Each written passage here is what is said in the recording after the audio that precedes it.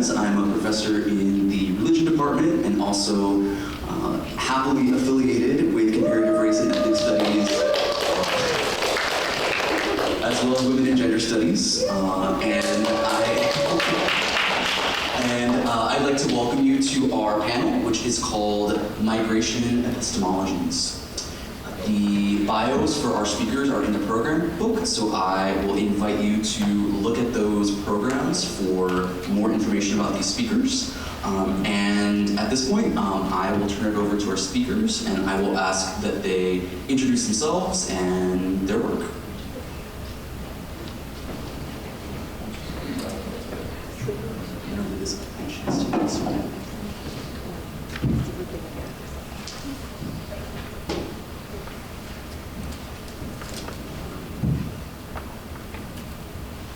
My name is John Rose. There it is. The slide's coming up. I did a dry run through of this yesterday, and my colleague who I went through it with looked at the title and said that is the title. So I'm not going to read it to you. I'm going to give you some time to let that marinate. But really what I'm doing by leaving this slide up is calling attention to the institutions I come from. So the first one is University of Texas at Arlington. It is a Tier 1 HSI, Hispanic Serving Institution. Dallas College, where I work as a full-time English professor, is both a HSI and a PBI, predominantly black institution.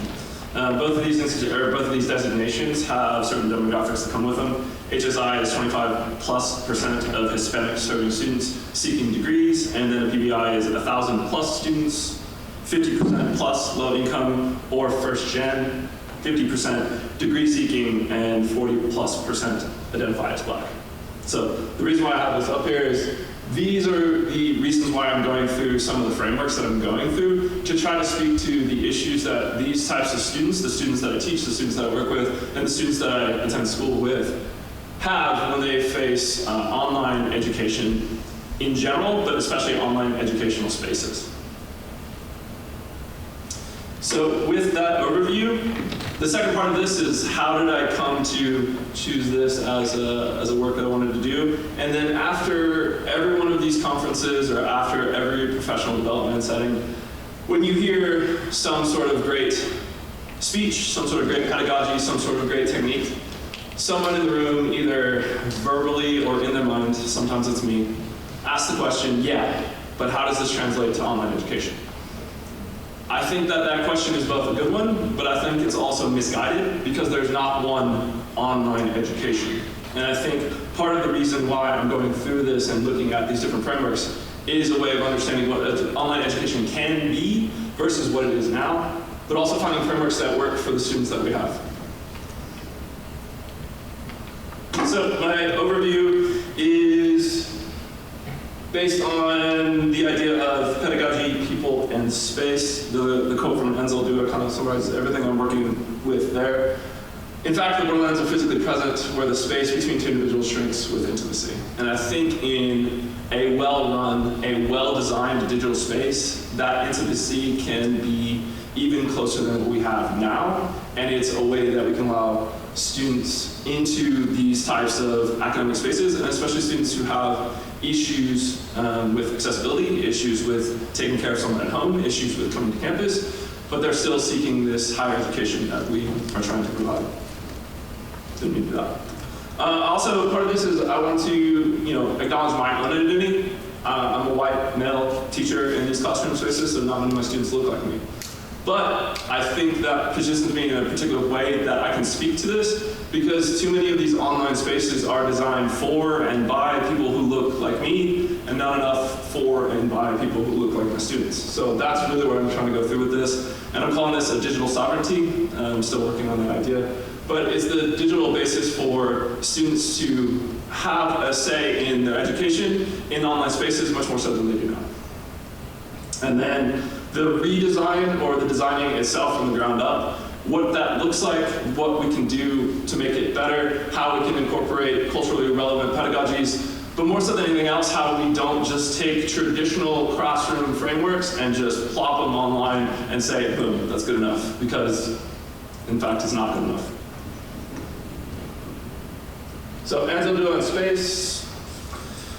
A lot of my basis for this is her work Borderlands, which Grace did a really good job with earlier, so I'm not going to recapture a lot of that stuff, but I do want to talk a little bit about some of the issues that we have with Ansel Duo's work.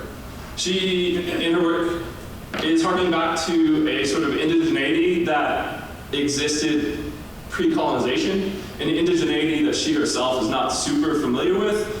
I think her idea of harking back to a time before all this is good, but I think the way in which she does it is a little bit misguided. But I also think that the way she's doing it is also the way we're doing it with digital spaces right now.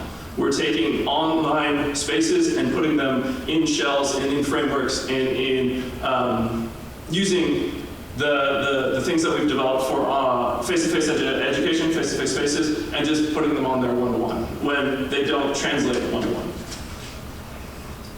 And so there also has this idea, ni de aquí, ni de allá, the idea of I'm not from here or I'm not from there, and it's the idea of that third space. And that third space is really the basis for not only Borderlands as her work, but the idea of border theory, Borderlands theory. Again, Grace did a great job of that earlier, so I'm not going to go too much into that. But that idea of the third space is where I'm coming from with the initial title, not the really long after the colon title of The Consciousness of Duality, the way in which the two-ness exists for people within these spaces, but also for our students when they're trying to engage with online spaces in which they're not going to be inherently familiar.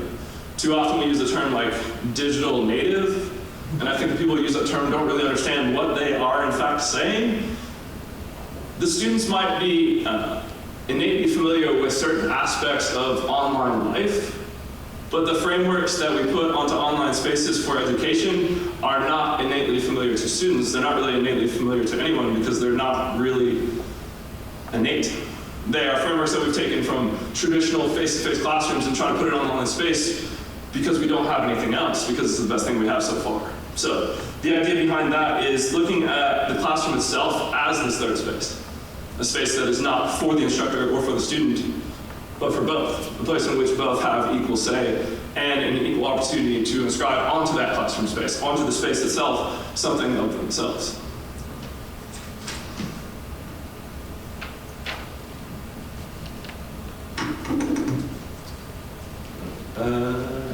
So part of that is the idea of the third space is a liminal space.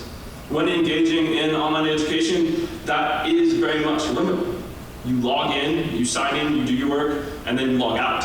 There is no drive to the campus, there's no getting into the classroom, and the classroom itself is not a real, actual space. Sometimes we have Zoom education that we saw arise during the pandemic, but that is just windows on a screen. That's not an actual place. So if you think back to traditional classrooms, and traditional classrooms, what I'm talking about like this is, you walk into a high school classroom, there's posters on the wall. There's pictures on the desk of the instructor's family.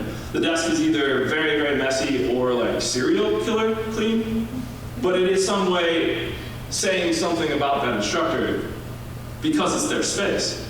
But for these digital spaces, for digital classrooms, it's not like that, because it is very limited. You sign in, you do your work, and then you sign out, and boom, it's gone. It disappears instantaneously. So because of that, I think we need to rethink the frameworks that we're using, but we also need to rethink the space itself. I'm using Bachelard's The Codex of Space because he talks about this idea that all really inhabited space bears the essence of the notion of home. And I think the online spaces that we have now are not homely. They don't have any notion of home. They're very much a notion of Zoom or work or something quick or something even worse than that, something transactional. You go and do the thing, you turn it in, and then hopefully later on down the road you get a grade. And that's not beneficial for the students, that's not beneficial for the instructors, but that's also not beneficial for the space. The space itself deserves some sort of agency into itself, where it is not using these sort of traditional frameworks in a way that doesn't make sense, but it's using something more organic, more inherent to the space itself, in order to create spaces that we would want for our students. The spaces where the digital online education was always promised as the way of democratizing education. But right now we're not doing that. So, also with this, I'm recalling the idea of Hurston's ideas of asymmetry. when it comes to online storytelling, because any sort of traveling to or from, as we saw on the slide with Denzel Do It, is the Trevisa itself, the journey itself, is a story. And in that storytelling, right now, the storytelling comes from the instructor. The storytelling is being told to the students, and the students are not being asked any of these questions. So the idea of the space itself and the idea of our redesign of the space itself is about what's best for our students, what's best for us as instructors, but also what's best for the space itself. And then with border theory, we have this idea of borders, crossings, and demarcations. Again, when we talk about the Trevisa, the last quote on here we have from Richardson, which talks about how any pilgrimage is, in fact, a narrative. There's a story there. And right now, the story is being told from one direction. It's not a dialogue. It's not going back and forth. And because of that, students don't feel any sort of agency. They don't feel any sort of contribution to how the space is designed, how the space is used, and how the space can be something for them educational. We're also looking at tracing these lines, borders, and markings as a way of understanding where these borders are, or where these markings are, so that we can build the bridges, so that we can build the crossings, so that we can help the students get from point A to point B a little bit better than we are right now. And the framework that I'm using to do that is object-oriented ontology. Before I get into this, I want to make it very clear that I'm not trying to deny human subjectivity. I'm not trying to deny human agency or anything like that. What I am trying to do is understand what the space is so that we can design it in a bit better way and with frameworks that are more inherent or more organic to those spaces. I'm trying to recenter the power structure in the classroom away from instructor-driven to student-engaged, but also in space-engaged. Because too often we have these possibilities and availabilities that come with our learning management systems, with online spaces, with Zoom education, all this stuff, and we're not using them to the full potential that they have in terms of their capabilities. We are quite literally limited by our own understanding of the technology, and when the technology is limiting the learning, then the learning itself is being held back in a way that's honestly unacceptable for our students. So, getting into the idea of object-oriented ontology, I don't have time today to go into the deep dive on it. So the brief overview is all things equally exist, yet they do not exist equally. So what I'm talking about here is all the objects that enter into that classroom space, whether they be the instructor, whether they be the student, whether they be the space themselves, whether it be the learning management system, whether it be the concept or the idea of knowledge, all have equal agency when it comes to that classroom space, but right now we're not doing that. And right now we are limiting ourselves because of that. The quote up there from Begos' Alien Phenomenology ends, the first one starts with all things equally exist, yet they do not exist equally. But it ends with, what if we shed all criteria whatsoever and simply hold that everything exists, even the things that don't? Like a digital online space that inherently doesn't exist, but what if we acted or treated it like it did and gave it the agency to define for itself what it itself is? But also if we allowed our students to help design that space itself, where it's not instructor-driven, where it's not coming from the top down, where it is a collaborative effort in terms of designing the space. This is really just kind of like a cool image that my students really liked when I was trying to explain this to them.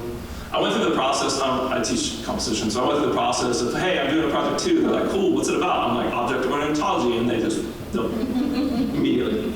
I was like, what about this image? They're like, that's cool, I understand that.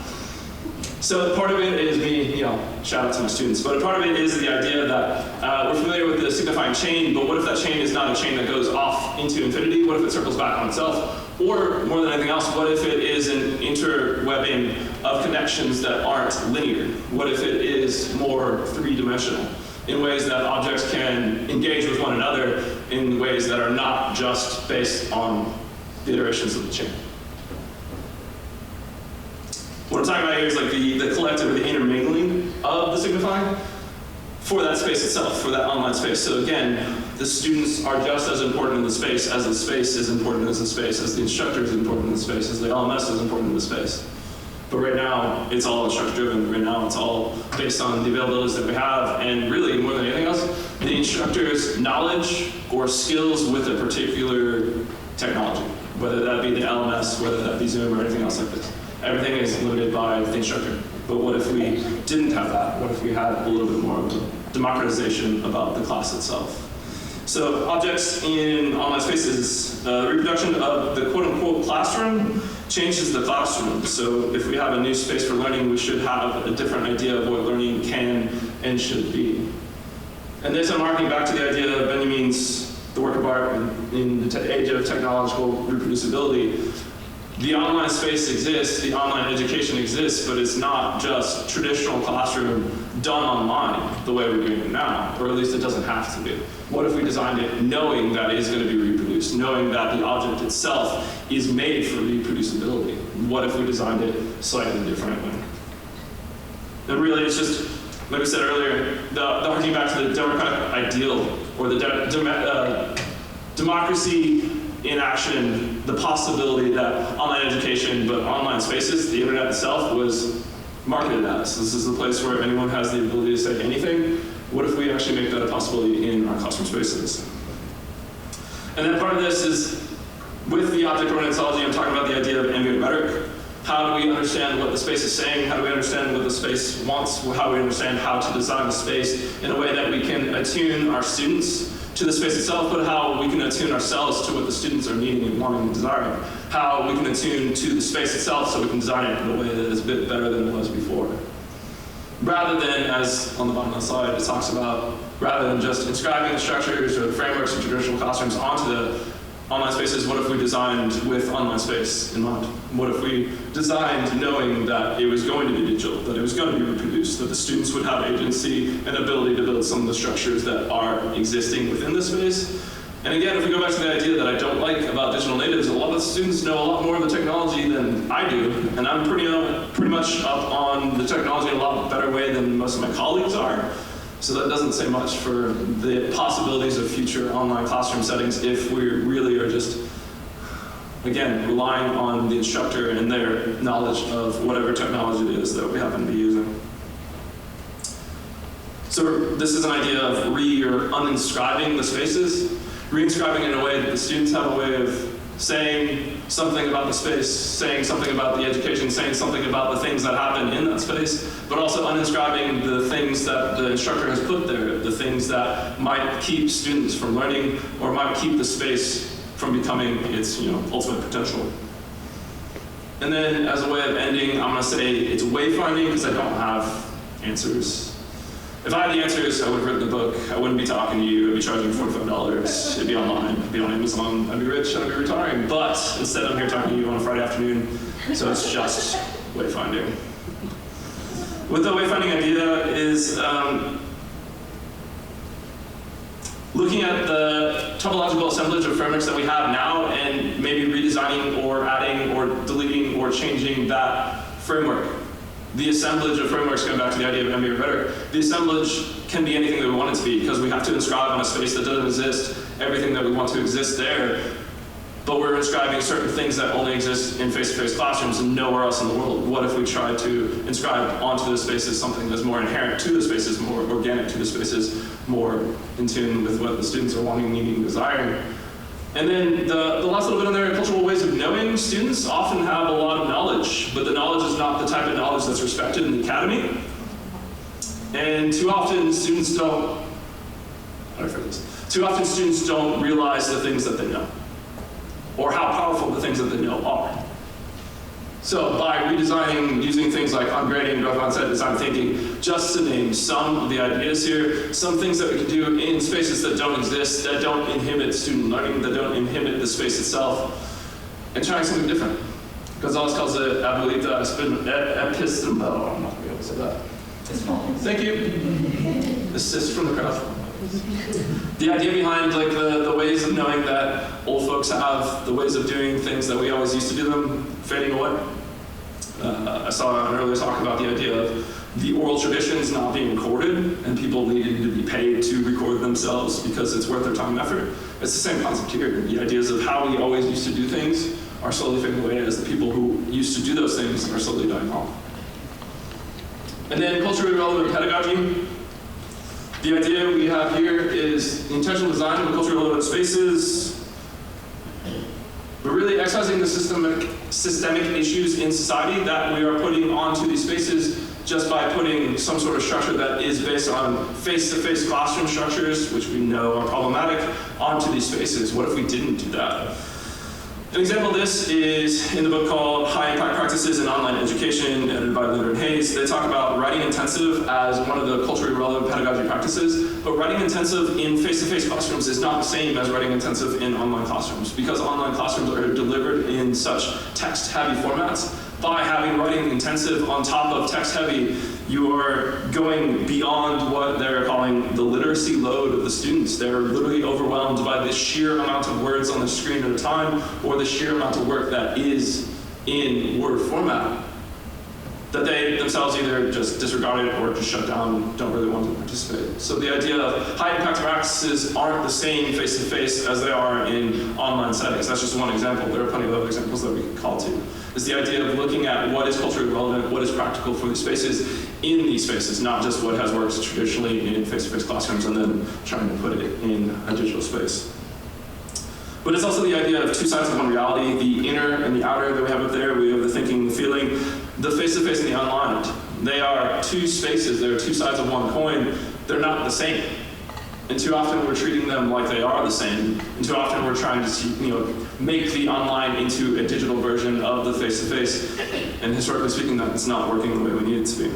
So more than anything else, it's just the idea of rethinking what we're doing in these spaces, turning over some of the agency to students, allowing them some of the design legwork in things we're doing in class and things we're reading in class and things we're studying in class.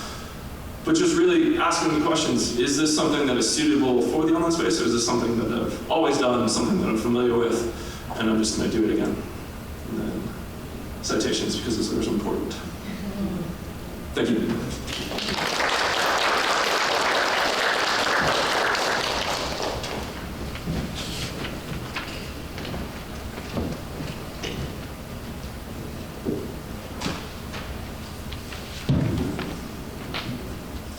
Change the slides with this first, right? Yes. Hello everyone. My name is Ashik Istiak. I am a PhD student in the Department of American Studies at University of New Mexico. And today I'm going to present about something which is probably not that much of an international issue, or even if it is, we could not establish it, as an international issue. Apart from me and Dr. Charmaine Jariula, I don't think we get to have that much of idea regarding the history of, this diaspora, Bihari diaspora, because we kind of have a shared past. By we, I meant our country. So I'm going to talk about a bit of background first. Then I'll come to, the topic. So before we discuss Bihari diaspora and their, current condition, we need to know who are they actually. So in 1947, when Britishers left India, before leaving, they made sure that India is divided into two countries based on religion. So that's how, in 1947, we got two countries out of one. One is India, based on Hinduism. Another is Pakistan, based on Islam. But the only problem is, Pakistan was not just one country. It's a combination of two parts. Like, on the left side of the map, you will see Pakistan, which is current Pakistan. At that time, it was West Pakistan. And in the middle, there is huge India. Then on the right side, there is a tiny little country, at that time a province, East Pakistan, which is now Bangladesh. So in 1971, after 24 years of 1947 partition, there was a 9-month-long freedom fight movement, a war, and after that, Bangladesh became an independent country. Now, what does it have to do with the Biharis? Now, Bihar is a part of India, which is popularly known as, by state-wise, it is known as Jharkhand these days. So Bihar does not really belong to Pakistan. Bihar is a part of India, and by Bihari we mean those people who has, their ancestor lands, their origin is Bihar, India. But Bihar used to be part of Bengal long ago, like Bangla, Bihar, Orissa. These were together one province under British Raj. So there was always this coming and going of the Biharis to the eastern side of Bengal. At that time it was Bengal under British rule. And when partition happened in 1947, the Muslim Biharis started coming, for both business purpose and at the same time for living, in Pakistan because they are Muslims. And when Bangladesh got independence, the Biharis, which the home did not move to India, were still in Bangladesh. I mean, the country which was East Pakistan not long ago. They were not really Urdu speakers. They were not really Pakistanis. We were talking about it, me and Dr. Jariullah, not long ago today. But after 1971, Biharis became Pakistanis to the mainstream Bangladeshi people. Am I clear on that? Like they speak Bihari, their language is called Bhojpuri or Maithili, which is their original language, but to us, they are, Pakistani because their language is close to Urdu, but it's not Urdu. So, in a nutshell, the non-Bengali speakers who got stuck in that space, which is Bangladesh, are the Biharis, and consequently, they became Bihari diaspora. Now, it's a long history from 1971 to 2024. But I'm happy to say that in 2008, Bangladesh government made sure that Biharis get citizenship right as Bangladeshi. The point is, even after that, they remained Biharis to us. Like socially, culturally, they're still other. What the Biharis did at the time of 1971, war is still in the mind of mainstream Bangladeshis. Let me tell you, in the 1971 war, because of the language similarity, Biharis wanted, to be siding with Pakistan, West Pakistan at that time, and they wanted to be in Pakistan when, the war was over, but Pakistan government didn't want to take them in Pakistan. So there was a saying among the stuck Biharis, "Adha roti khayenge, Pakistan jayenge," which translates to, we will eat half square of meal and one day we will go to Pakistan. So the first generation of Bihari diaspora was, according to Rushdie, Salman Rushdie, in an imaginary homeland. You understand? Like they are in Bangladesh, but they cannot accept that they are Bangladeshis. They think imaginatively that, they are Pakistanis, but Pakistan government doesn't want to take them. So they have been in between, forever stuck. Trishanku condition. So, in 1971 war, a big portion of the Biharis sided with the Pakistani army.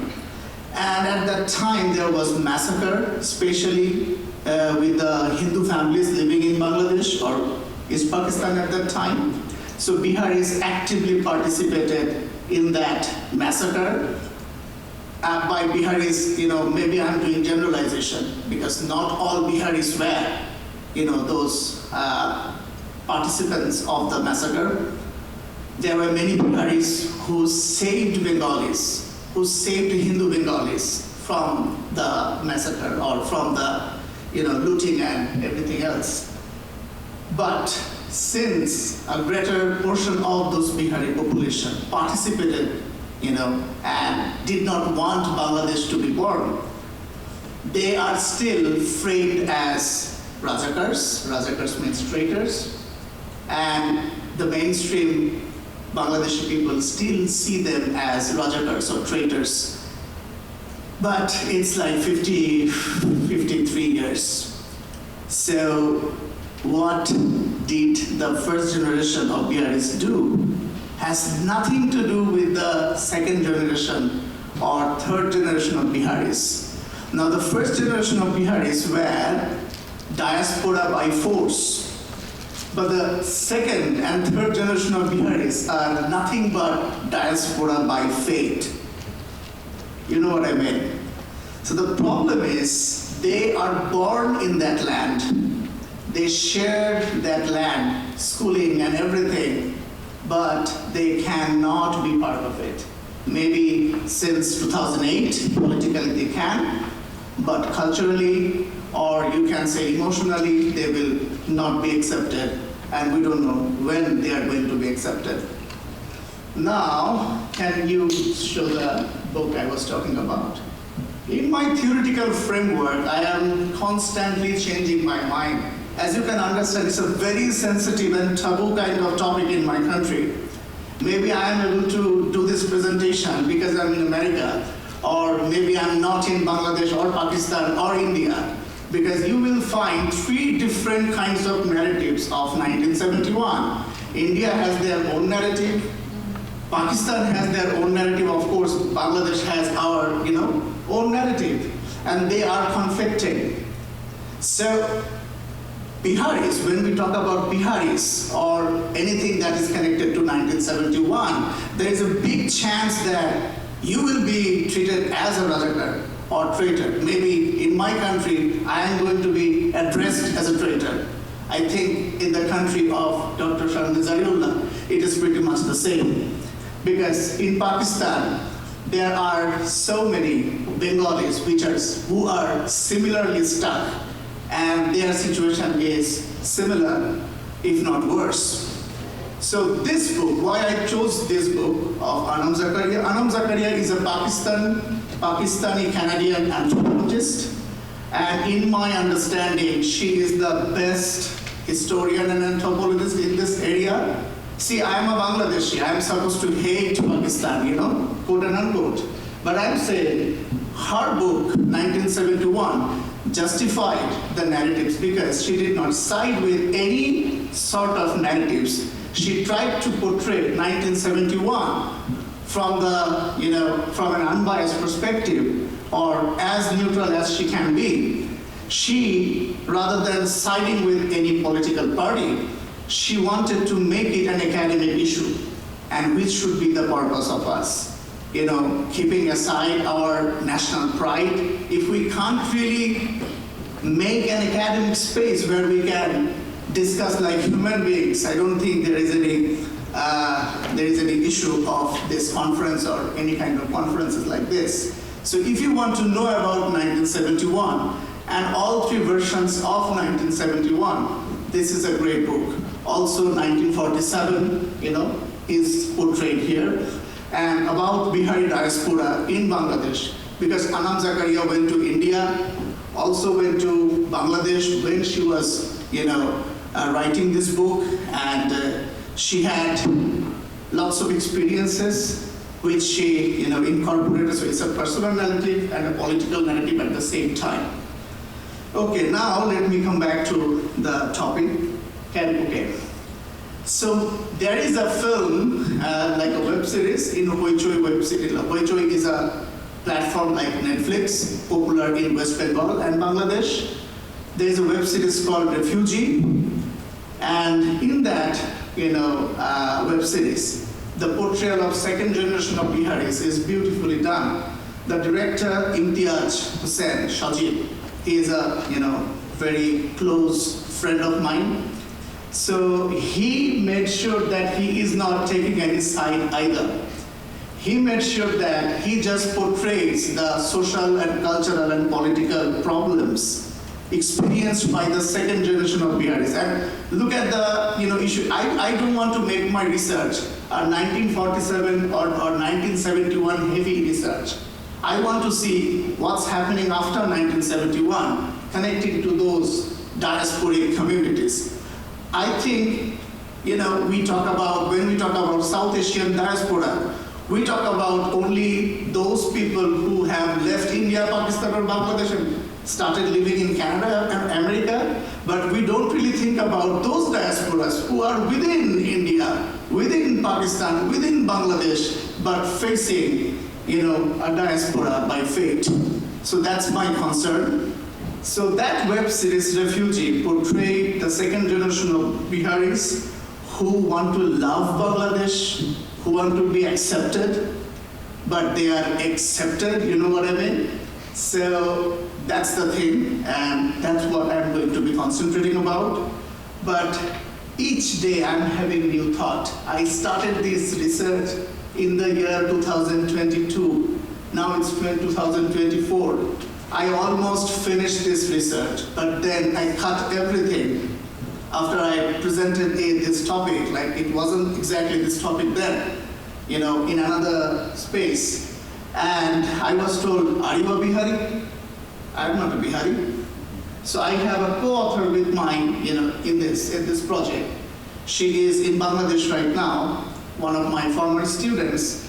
Interestingly, she is coming to America very soon. She got admission at Tennessee and Idaho. She will choose one of them. So we can work together here as well. So she is not Bihari either. So I was told, none of you are Biharis. And you are talking about Biharis. Fuck you. Not exactly fuck you, but that was the intent. So the thing is, I thought that's really important. Rather than taking the mic from the Biharis, I should give the mic to them. Rather than talking on behalf of the Biharis, I should include Bihari voices. So I started interviewing Bihari intellectuals in Bangladesh, like Bihari poets, Bihari writers, Bihari teachers. These are elite Biharis who are rich enough to not live in reservation or Geneva camps. Then I was thinking, okay, I'm talking about only one class who hardly faced any sort of othering, like the real camp dwellers. So through my co-author Fairu Sayara, I started interviewing local community or camp dweller Biharis, including drug peddlers, gangsters, or maybe hair cutter in a salon, maybe, a person who works in a fish market. So the common, ordinary Biharis. Then I understood, no, the research is far more difficult than I thought at first. In the beginning, I just wanted to concentrate on the web series, like making a literary analysis. Then I understood it's not going to be justified if I do that. So my research is divided into two, categories right now. One part of it is historical analysis, like how the Bihari diaspora came to be in Bangladesh and what's their condition. And in that part, I'm going to be incorporating the data I'm collecting from the, stranded Biharis in Bangladesh. And the other would be, this literary analysis of the web series. Why this is important? Because Bangladeshi media is very conservative regarding portrayal of, Biharis. Why they are conservative? Because Biharis are not important. They are just people invisible to the mainstream culture. I interviewed the director, of this web series, also a poet, Bihari poet, very famous or infamous Bihari poet in Bangladesh. I am ashamed to say that I struggled a lot to get it published in a newspaper. I'm not talking about any research journal. You understand the problem. So if I can't really publish an interview on the Biharis, then you understand doing research on the Biharis, being a Bangladeshi, how much risk I'm taking, So whatever, I talked a lot about this. So this is a kind of scenario you are getting, given the living standard of Biharis in the camps. And this is the information. This is the Geneva camp in Dhaka. It is the largest camp with 20, I'm very bad in math, okay. So that people, so their living condition is next to impossible. It's unbearable. Even after the 2008 law came to be, getting a passport is not really easy for them. And there have been movements before 2008 for which the law was finally passed. And here we are. Now, yes, that's our Prime Minister, Sheikh Hasina, who is also Prime Minister now, and she was Prime Minister at that time too. And she is the daughter of our father of the nation, who made this law, and for which many Biharis are coming out of it. But are they? Laws are made, but are laws really executed? Okay, now in this case, if we come to the web series now, what's happening? What's the dilemma and identity crisis we see? The first thing is, they cannot, can I use this mic? They cannot eliminate their Bihari identity. Biharis. Some Biharis don't want to eliminate their Bihari identity. Some Biharis want to, but they cannot. Longs for citizenship rights, yes, most of them. First generation considers themselves Pakistani. Second generation Biharis embraces Bangladeshi identity. Fails to identify entirely neither as Pakistani, that's the result. You are nowhere. As I said, I'm using Rushdie, imaginary homeland. So what about the social exclusion? Now there is a protagonist whose name is Iqbal. Iqbal is a drug peddler. Actually, the character, is real, is fictionalized, and I took the interview of the real drug peddler, who is being fictionalized as Iqbal. Iqbal does not get a job for being undocumented. Iqbal went to school, college. Iqbal is not really uneducated, but he did not get any, decent job because he is undocumented. His innocent brother is somehow, in a jail, and there he is molested, and finally he commits suicide, his brother. And it is another of his struggle, like, he wanted to get his brother out of the jail, but, Biharis don't really get lawyers, and even if they do, getting the Bihari criminals or supposed criminals out of the jail is like next to impossible. And the boy was queer, not really queer in the sense of like gay or lesbian, but in prison, we know what happens. If it's a male prison, if it's a young boy, so what happens we can imagine. So something like that happened to that boy, and the boy commits suicide. He was actually, Iqbal before, was helping Bangladesh, I forgot it's called NSI, like the organization, administrative organization that looks for terrorists. So there was a saying that in Bihari community, a terrorist is, that a terrorist took shelter, and the terrorist's name is Carbon. And the name is Carbon there because it's used as a symbol. So Iqbal was hired as a spy so that he finds who is Carbon and, fetches Carbon to the NSI, and only then his brother will be getting out of jail. But that doesn't happen. His brother commits suicide, but the information was not given to Iqbal. Finally, Iqbal finds out, and then he becomes a double agent. Like, he cannot really get out of the cops. And at the same time, he finds out that the terrorist, who is a real terrorist, thinking of a bomb explosion in the capital of Dhaka, is hiding in his friend's house, in his bosom friend's house. Now he becomes unmindful, like what he will do. Is it right to go against his own community, Bihari community? Or is it right to help the Bangladeshi cop who could not even save his brother? So they have this miserable living standard, marginalized and exploited by government, and of course dehumanized by as clients. So what Bangladeshi government does, government has come on over the inmates outside the camps mistrusts the Biharis' nationalist values. Nobody thinks that Biharis can really love Bangladesh.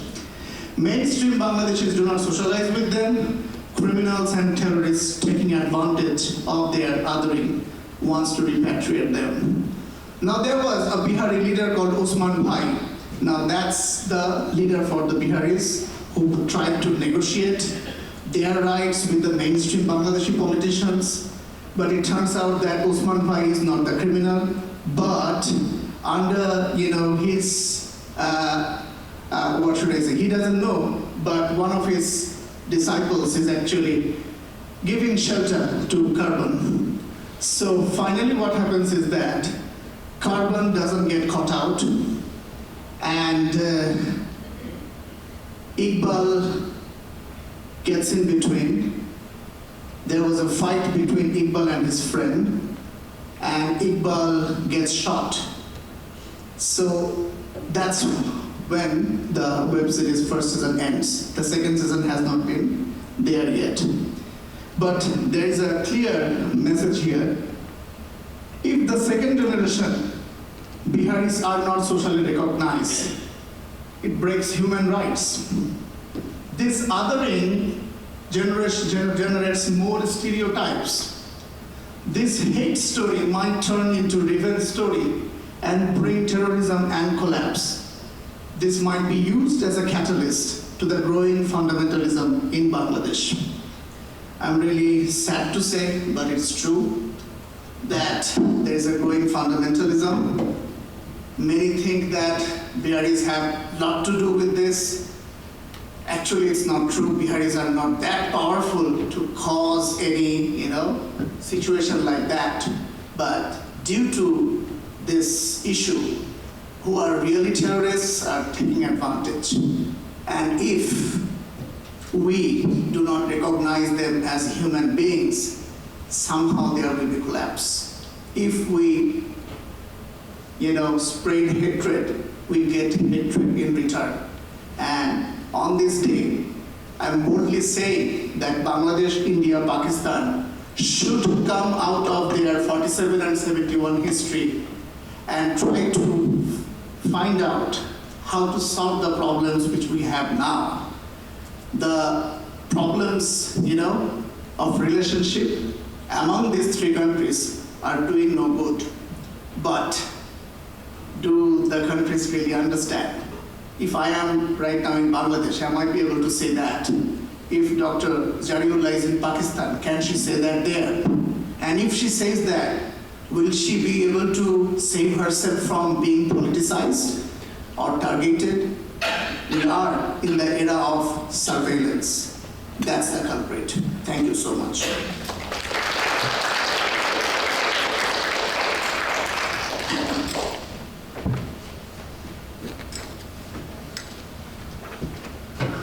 So hello again. I now have the pleasure of moderating the question and answer. Before that, unplanned, but because I get to be the moderator, I get to change the rules. I want to offer a little bit of a response to the papers beforehand. As I was listening to the speakers, I was thinking about how both of them are speaking about the legacies of colonialism and diaspora. And so I wanted to just take a moment to sort of bring some of those conversations into the context of the land that we're talking from.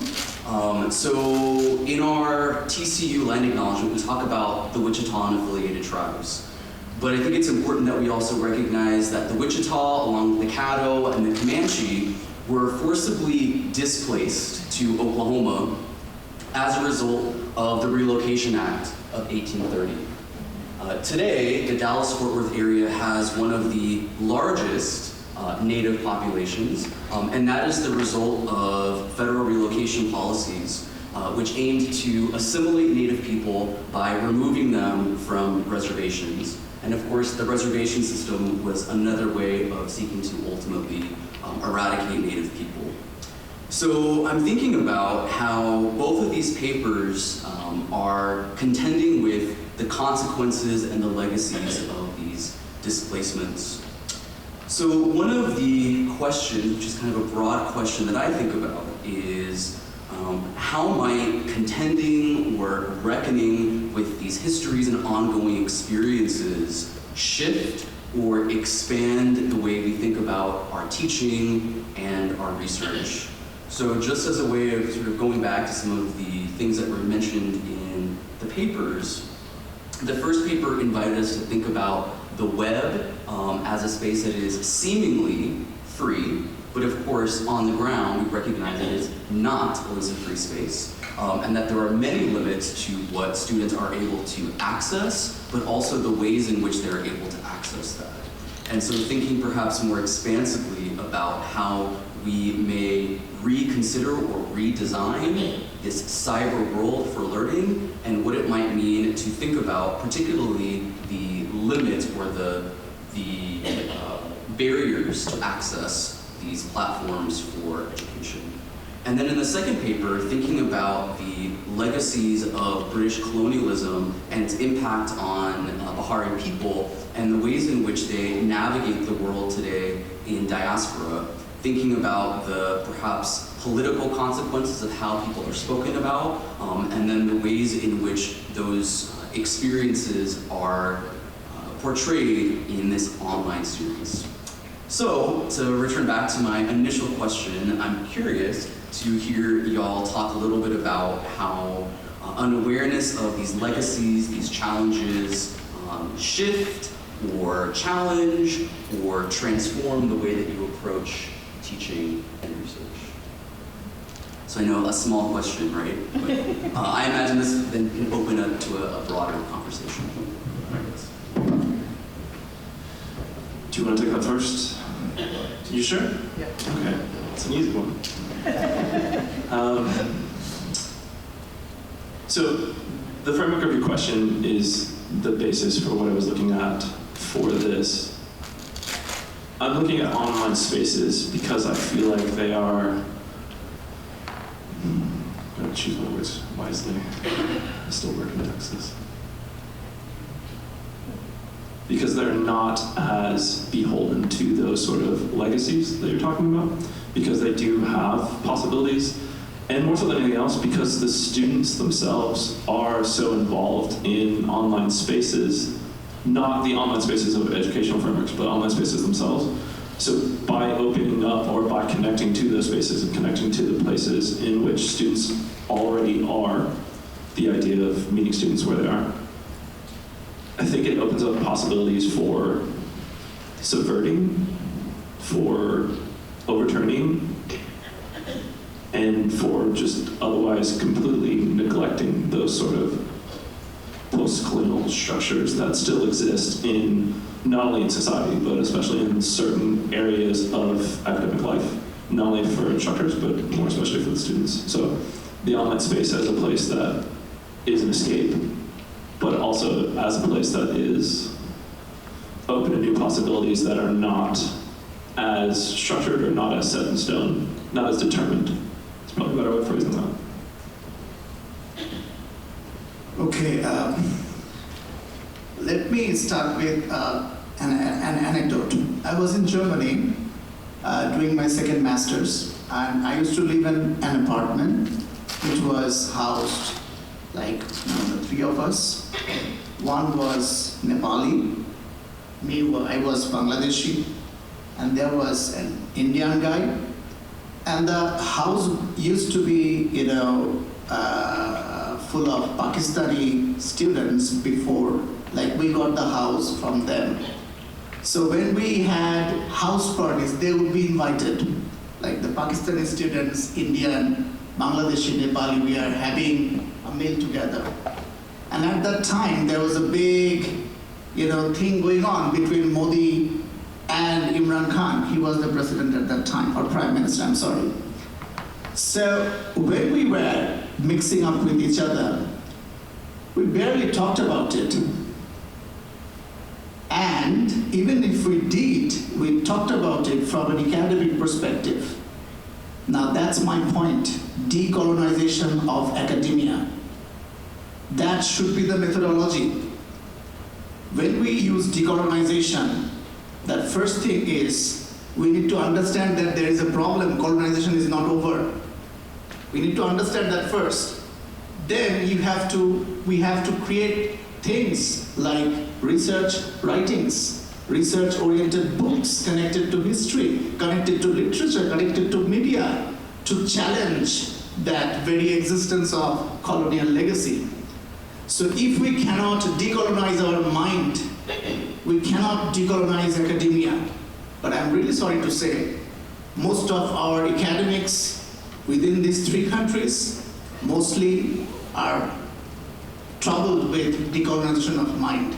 They cannot come out of their own space. I'm not saying they have to. I'm not asking anyone to not love their own country, but there has to be a space where, like human beings, like academics, you can, discuss. Until that's not happening, the problem will be there. So it's the duty, responsibility of people like us, me, Dr. Jariullah, and people like us who are in academia. We have to take the responsibility of, for decolonizing academia. There's so much to say in that, but I will actually not do that, and instead open the floor for folks who have questions. We have one more.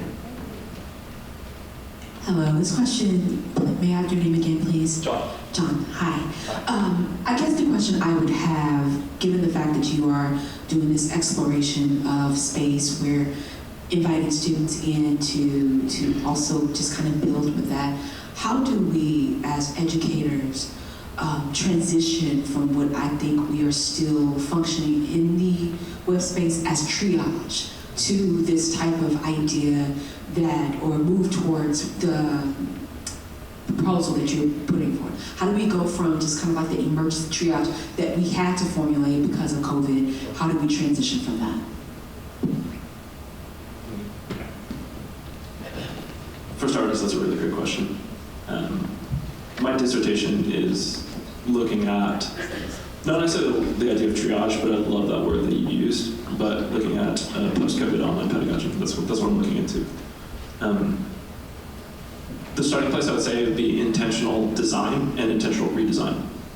Too much of the triage that you're referring to is the idea of reacting to something that exists, or reacting to some situation, or reacting to something that happened. To take it out of the online space and take it to something more global. Anytime we have an issue in class, the next semester we're like, oh, I need to make sure I put that in my syllabus. And the next semester, oh, I need to make sure I put that in. And then all of a sudden our syllabus is 20 pages long. Because it has this one instance now needs its own line item, and this one instance now needs a paragraph in this one instance. And then all the other triage sort of aspects of the syllabus that come from the institution. So that's another 4 or 5 pages right there, right? So it's the idea of adding on to those things rather than saying, hold up, what is necessary in this space? What do I want the space to look like? What do I want the design to look like? And starting from there. Now, I have to acknowledge that that means a lot of time and effort. Most of it, at least at my institution, would be unpaid time, unpaid effort. Or in the case of me doing a dissertation, like me paying for it. But if we want the space to look the way we want it to look, rather than putting Band-Aids, rather than fixing this little instance there and there and there, like at some point we just have to take it on the studs and build it back up the way we want it to look. And we have to make that sacrifice if we want it to be the thing that we want it to be. Sometimes we do want to make that sacrifice, sometimes we don't. But if we want it to look that way, we have to be willing to make that sacrifice, even if it is something that we have to do on our own time, even if it's something we have to do that is unpaid, on top of everything else that we're doing already that is unpaid. So there's a mic going around, so if somebody has a question, if you'd raise your hand. Great, thank you.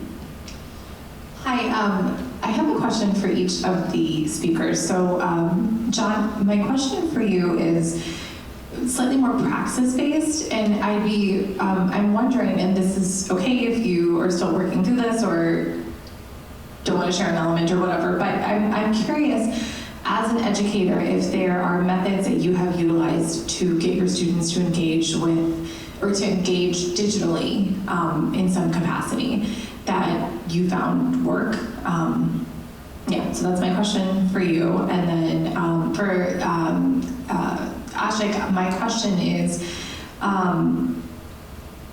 I think it's part of decolonization is also giving a voice to the often underrepresented and voiceless. So I'm curious if there is more content being made by the Biharis other than refugee, and if it's something that you're seeing increasingly happen with the, like, I guess it would be second and third generation Biharis in Bangladesh. Thank you, Dr. Jairullah. I probably missed that point in my presentation. This is the first full-scale content on the Biharis. And we got independence in 1971. So in 53 years, we got one content in the media, having the central issue of Biharis. So unfortunately, no. Bangladeshi media is very conservative regarding, doing anything about the Biharis, except for talking shit about them. So people like Imtiaz Hussain, who are like, new generation of filmmakers, they are trying to push these facts. And I'm happy that people like Imtiaz belong to Bangladesh still. But I asked him, are you going to do the second season? Because I said, he's my friend. He said, I don't have any producer. I think you got my answer. And I'm really worried that if Bangladesh media doesn't understand the significance of making contents on them, I'm not saying it has to be film or fictions. There can be documentaries, there can be research documentaries. There are some, but they are also politicized, So it's not much, and I don't see any option that it's growing. But yes, if we do something about it, if people like us, if I can I am already finding some sort of positivity. 2 of my publishers in Bangladesh are interested that I make it a book. But then again, I am not sure whether I should, even if I make the book, write the book, should I publish it in Bangladesh? Or should I publish it in America or outside Bangladesh? I'm not sure. So there are lots of things going on, and I don't know when I'm going to be able to find a way to fulfill it, but that's the promise I made to myself that I'll fight for it. Let's see. Just to make sure I remember the question, you're talking about praxis and specific instances of finding ways that students can engage in online spaces, right? Okay, cool. So on the topological assemblage framework slide that I have there on the very top, it's a minor bullet point called ungrading. I presented about this at CCT a couple weeks ago, last week, I don't know, recently. It can be a presentation unto itself. The idea behind it is authentic ways of assessing students. Part of that is allowing for student choice in their assessment practices. So, example would that be in my American Lit class. I'm doing midterm projects right now, and I'm a terrible instructor. I happen to do the last Sunday of spring break, so they have more time to work on them. I thought that was a good thing, but I found out that that's actually a bad thing. But the idea behind it is, rather than doing a midterm essay, I'm doing a midterm project. The project can be whatever the students have chosen to do. They had to do a proposal earlier on about what it's going to look like, the modality, all that sort of stuff. I gave them a framework. This is just for my online section, like my face-to-face section, because I have the opportunity to say these things in classes, just online only. I'm talking about they had to present or propose what they were planning on doing, what it was going to look like, what it was going to entail, and I gave them the idea of a 1,500-word essay as the basis for the time and effort that would go into it. As of right now, only one student has chosen to do essay, and all the other students are doing some sort of, honestly, like media. So YouTube-style videos, a series of TikToks, digital artworks, actual hand-drawn artworks that they're going to present in either a PowerPoint where they take a bunch much pictures. And I basically told them, like, do it like a portfolio that you're submitting where you're not submitting the thing itself, but you're submitting a bunch of pictures and an artist statement and that sort of thing. So by giving students the choice in ways of expressing the learning that they've done, by allowing, in a lot of ways encouraging, because I've taught English for 15 years now. I don't need to read another essay. I'm good. I'm fine with it.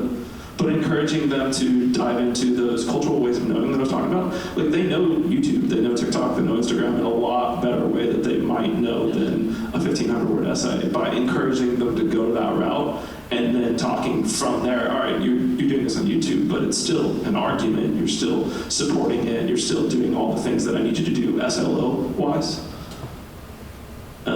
Giving them not only the opportunity, but giving them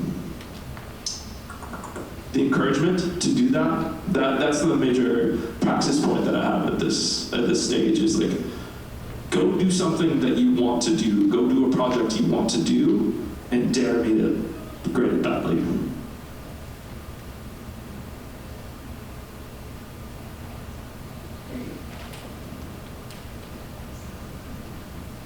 Hi, thank you both for your presentations. I have a question for each presenter. And I'll ask it one at a time. So for Ashik, one of the things I was wondering about as you talked about sort of the role of academics in sort of the decolonial project, right, as it pertains to Bahari, is, what does that look like outside of the academy?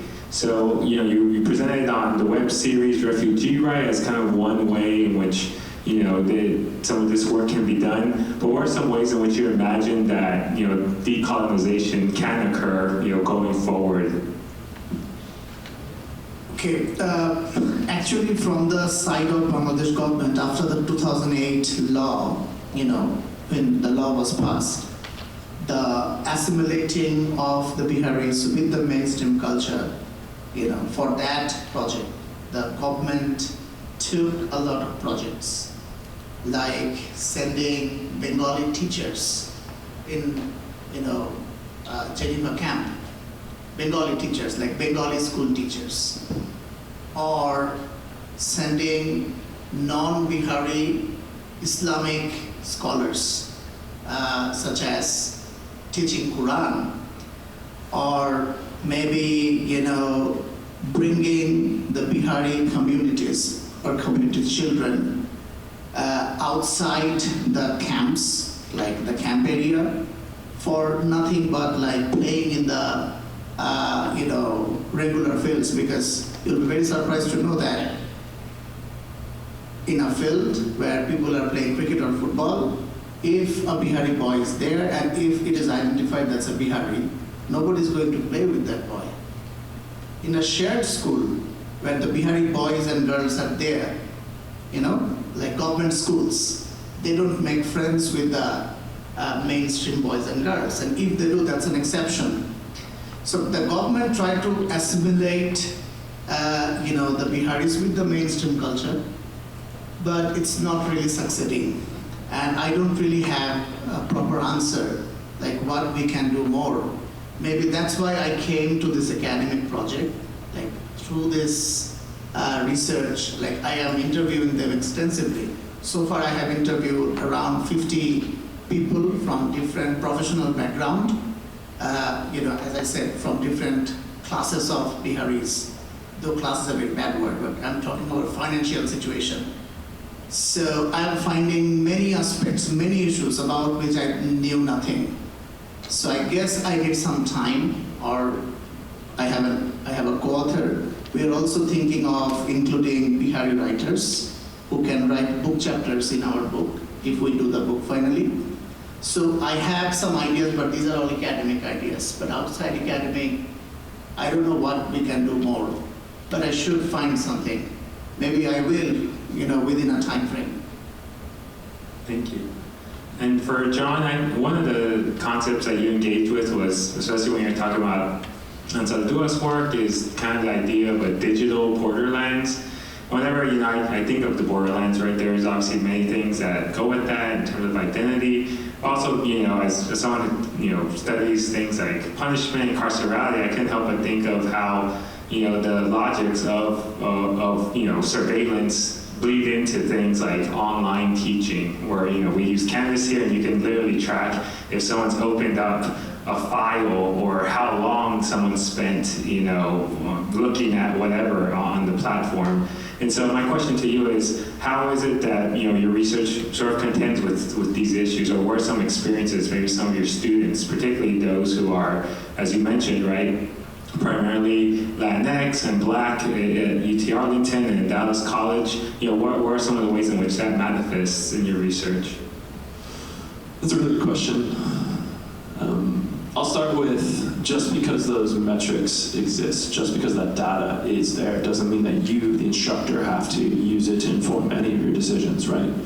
You can look at it on a positive sense. Oh, my students are engaging with the material, that's great. But you're like, oh, so-and-so, 2 minutes for that, that's not enough, that sort of thing. So choosing to not engage with those, that would be from the instructor side of things where I would start.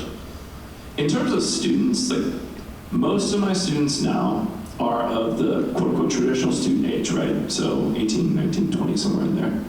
Which means they're used to online surveillance as part of their day in, day out existence. I'll make jokes in class about TikTok and the Chinese government spying on them, and they're like, yeah. That's part of the thing that they signed up for. They put a lot of their daily lives on the internet willingly and voluntarily without any sort of monetary gain to come from it. So talking to students about the idea of surveillance, for me, is a dead-end conversation. I need to talk about it with my colleagues, with my institutions, with the LMS itself. But in terms of talking to students about it, they literally could not care any less than they do now. That is just a part of their existence in 2024. And I'm not saying that's a good thing or a bad thing. I'm not saying that I support their decision to do as much as they're doing online. But by and large, that's what they've chosen for themselves. And for me to stand up there and say, no, you can't do that, or no, you shouldn't do that, that, I don't think that's my role in their journey or their experience. So on one end as an instructor, just not using the surveillance for any sort of negative harm that would come to the students on my end of things, and from the student side of things, letting them choose for themselves. And part of student choice is seeing things that you might think will be negative for them, seeing things that you're like, oh, you probably shouldn't do that, but not wagging that finger, not saying that, allowing them the opportunity to do for themselves, to make those mistakes, to learn from those mistakes, and helping them along the way. That would be my answer on the back end of that. And I realize that's not a great answer, but that's the answer I have now. Obviously, there needs to be more research, and I think there will be a lot more research coming out, especially in a post-COVID sense, what does online digital learning look like? Because the basis for my argument in my dissertation is that for the first time ever in the history of all time, every student in America was online for the first time. And what does that mean? What does that look like? How does that change things? So that's where I'm starting from. I think there will be research, but as of right now, I don't have any good answers for you. I really appreciate the question, though. It's a fantastic question. One more question? Yeah, you can get the last question.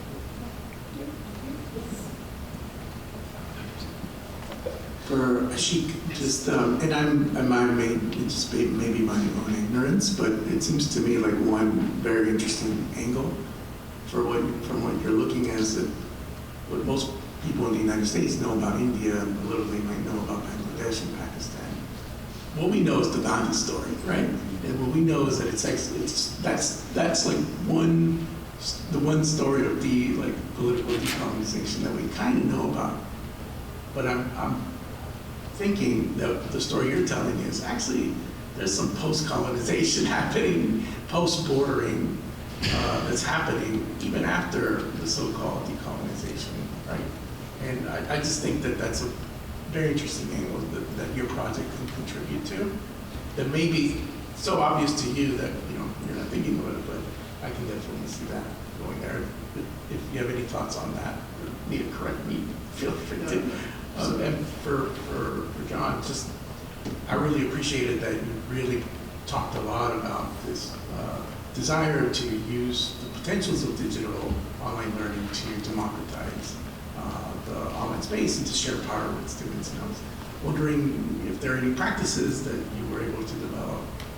I found that, there's, and if there's any, if you ever saw any resistance from students in having that extra power, right? Where it was like, isn't it your job, like, to do that, you know what I mean? So that's, okay. Since it wasn't really directly a question, but I need to say that I'm not the first one who picked up this, post 1947 research, or, the idea of, further legacy of colonization or colonialism.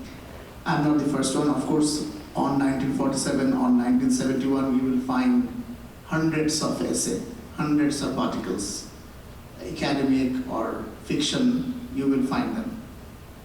But what I'm trying to do is, I'm trying to talk about diaspora within, not diaspora outside. Like, I come to America, and if I stay here, I become a South Asian diaspora. And when American, academia talk about South Asian diaspora, I'm just giving an example by American diaspora. It's not only American diaspora, Canada or whatever we say. So by South Asian diaspora, we mean those people who left those countries. But that is the politics of overshadowing the fact that there is diaspora within, connected to Biharis, connected to Rohingyas, connected to indigenous nations, So my focus is actually on that. And yes, on that there is not that much of research, and that's why I picked it up. Thank you so much. I'll start by answering it like this. I understand that I'm in a unique position to hand back some power and authority to the students. I know how I look, right? I am the colonizer, middle-class, white, male, cisgender, all that sort of stuff. Because of that, I am granted a certain amount of imbued power in the classroom, even in a digital classroom, from the students. And because of that, I come in a position of privilege where I can say, you know what, here, take some of that back. That being said, allowing that sort of aspect of student choice and student responsibility and putting it back on students in a way that is authentic, that it's not forcing them into positions where they're uncomfortable in terms of something that might harm them, but forcing them in positions where they are uncomfortable in terms of, this is an opportunity for growth, this is an opportunity where you could do something different, where you could try something new, and putting them in those very uncomfortable positions, but in safe spaces where they can learn and grow and try and fail without it being a failure. I think that's super important.